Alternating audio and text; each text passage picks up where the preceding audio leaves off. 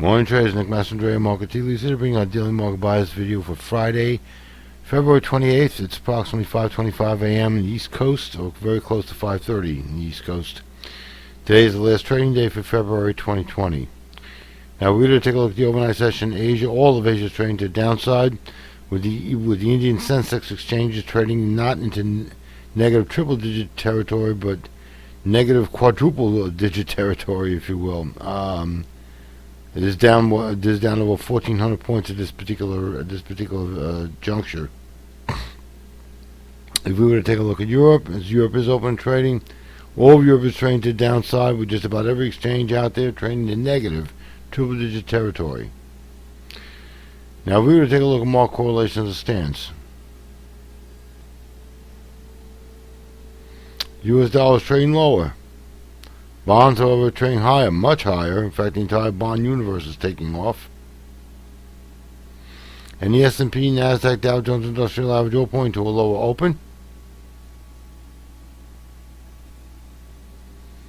Gold is trading lower, as is crude oil.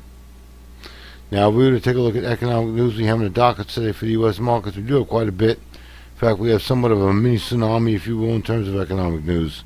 At 8:30 a.m., we have core PCE price index, personal spending, personal income, goods trades balance, preliminary wholesale inventories. These are all major. At 9:45, we have Chicago PMI, which is definitely major and a proven market mover. At 10 a.m., we have revised University of Michigan consumer sentiment and inflation expectations. These are not considered to be major because the greater weight is associated with preliminary numbers as opposed to revised. All this being said, we will be maintaining a neutral bias, folks. Not necessarily because we want to, but basically that's kind of what we're seeing right now.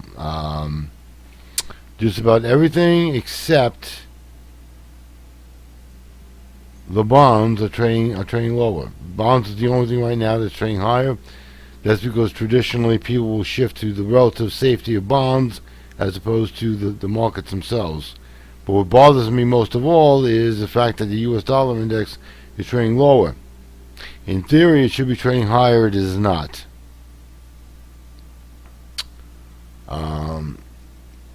Additionally, crude should be trading higher. It is not. So we're not really seeing very much in the way of correlation right now. In fact, we're seeing no correlation at all. Hence, our bias is neutral, which means the markets could go in any direction today.